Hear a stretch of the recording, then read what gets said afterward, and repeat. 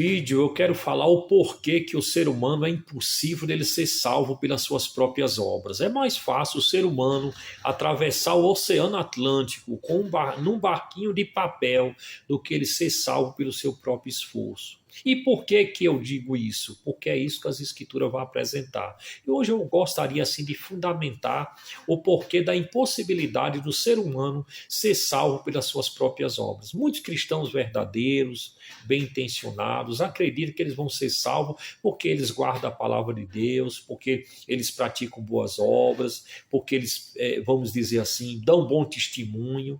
E eu não estou dizendo que nada disso não deve ser feito e que não seja importante. Agora, para a salvação, não. Por quê? Porque, segundo as Escrituras, em termos de salvação, as nossas melhores obras são trapos de imundícia. Está escrito na palavra de Deus. Né? Então, por que então que o ser humano não pode ser salvo pelas suas próprias obras? Para que você possa entender isso, nós temos que analisar duas questões. Primeiro, quem é Deus segundo as Escrituras. Segundo, qual a real situação do ser humano de acordo também às Escrituras. Quando você entender quem é Deus e qual a situação do ser humano perante um Deus santo, um Deus que não faz vista grossa para o pecado, aí sim você vai cair na real, que é impossível o homem ser salvo pelo seu próprio esforço, pelos seus próprios méritos. Vamos analisar primeiro quem é Deus. As Escrituras, em diversas partes, retrata Deus como um Deus misericordioso, como um Deus amoroso. O apóstolo João, em uma das suas cartas, ele vai dizer que nós devemos amar porque Deus é amor. E que aquele que não ama, né, ele não conhece a Deus, porque Deus é amor. Em outra parte, lá no livro também de São João, no Evangelho, capítulo 3, verso 16, João ele vai dizer assim, que Deus amou o mundo de tal maneira que deu o seu Filho unigênito, para que todo aquele que nele crê não pereça, mas tenha a vida eterna. Outra parte nas escrituras, lá no livro de Timóteo, também está escrito assim, que a vontade de Deus é esta, que todo homem chegue ao pleno conhecimento da verdade e que sejam salvos. Outro texto também vai dizer assim, de forma explícita, que Deus não tem prazer na morte do ímpio, senão que ele se converta do seu mau caminho e que Deus o salve. Né? Então pronto, nós entendemos primeiro que Deus é amor.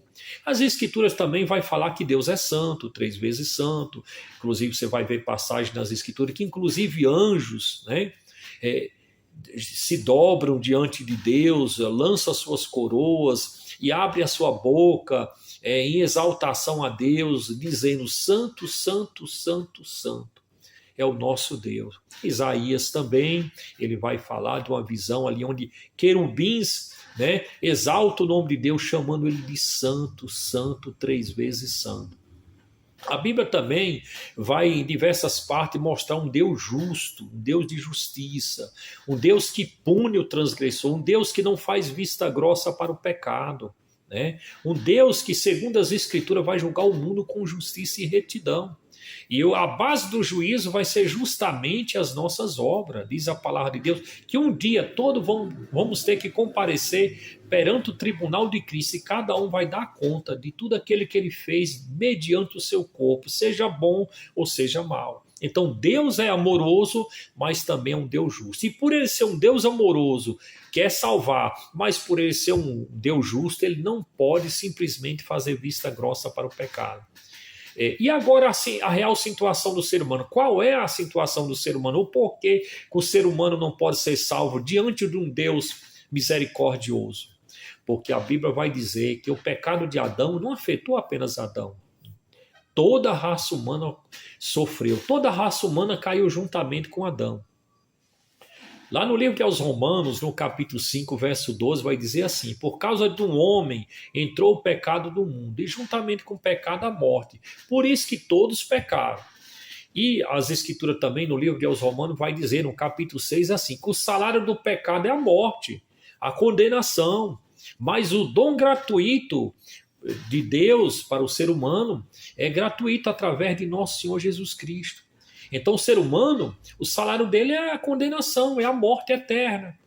Entendeu? Lá no livro aos Romanos, no capítulo 3, verso 23, vai estar escrito assim, todos pecaram e destituídos estão da glória de Deus. Não há um justo sequer, nenhum justo. Todos se extraviaram, todos se fizeram inúteis, não há ninguém que entenda, não há ninguém que busca a Deus. Os seus pés são ligeiros para derramar sangue, debaixo das suas línguas tem veneno de áspides, tratam maliciosamente, né? Então não há ninguém que tenha possibilidade nenhuma de, pelos seus próprios atos, ele poder se salvar. No livro de aos Efésios, no capítulo 2, nos primeiros versículos, vai falar da situação real do ser humano sem Cristo. Está escrito que nós estávamos mortos em pecados e delitos, e éramos por natureza filhos da ira como os demais também. Mas Deus, que é riquíssimo em misericórdia, com muito amor que nos amou, né, nos ressuscitou juntamente com Cristo. Pela graça sois salvos, ou seja, pelo favor divino. Isso não vem de vós, é dom de Deus, não vem de obra para que ninguém se glorie. Mas como eu disse, a salvação é por graça, é por misericórdia, não é por obra. Mas Deus não podia simplesmente perdoar. Aquela conta, né, aquele pecado que todos nós carregamos nessa natureza pecaminosa, teria que ser cobrado. E nós não tínhamos com que pagar. Então nós estaríamos perdidos, porque a palavra de Deus vai dizer que todos pecaram e destituídos estão da glória de Deus.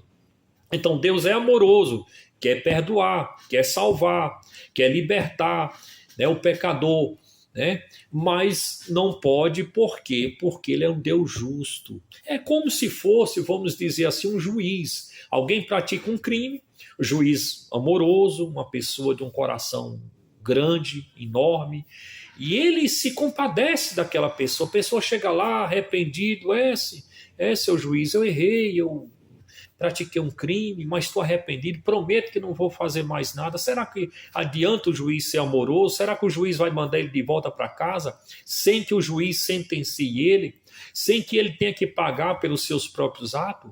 Evidentemente que um juiz, por mais amoroso que ele seja, ele também é justo. Então ele não pode fazer vista grossa. Assim é nosso Deus.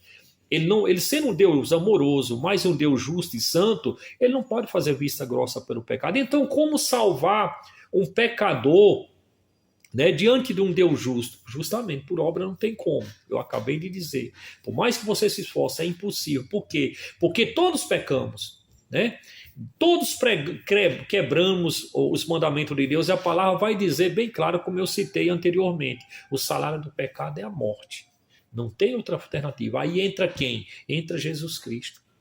Deus resolve essa situação, equilibra, né, o seu amor com a sua justiça, né? Então alguém resolve pagar a nossa conta, né? Alguém resolve então interceder o nosso favor. É onde diz que Jesus veio ao mundo, né, morrer por pecadores. Então os nossos pecados caiu sobre Jesus Cristo. As Escrituras vai dizer, ele é o Cordeiro de Deus que tira o pecado do mundo. Então, quando Cristo morreu na cruz, era eu que tinha que morrer, era você que tinha que morrer, né? Então Deus lançou sobre Cristo o pecado de toda a humanidade. Está escrito que ele morreu pelos nossos pecados, mas ressuscitou por causa da nossa justificação. Então, quando você foi salvo, você foi justificado pelo sangue de Cristo. Deus te perdoou, sim. Ele te justificou, ele te fez justo. Não por causa das suas obras, mas por causa da justiça de Cristo. Está escrito, Cristo foi feito por nós. Sabedoria, justiça, santificação e redenção. Então, tudo é Cristo, né? Sem Cristo não há salvação. Então, Deus nos perdoou através de nosso Senhor Jesus Cristo. Ele não é porque ele nos perdoou, nos justificou, né, nos fez justo que nós éramos inocentes. Não, de forma nenhuma. Nós devia, né, mas ele cobrou a conta porque ele não podia fazer vista grossa pelo pecado. Ele cobrou de Jesus Cristo, seu Filho. Então, o nosso pecado, a nossa morte, foi a morte de Cristo. Diz que a palavra de Deus, que Cristo se fez pecado por nós, para que nós fôssemos feitos justiça de Deus. Deus abençoe a todos. Até o próximo vídeo, se Deus quiser.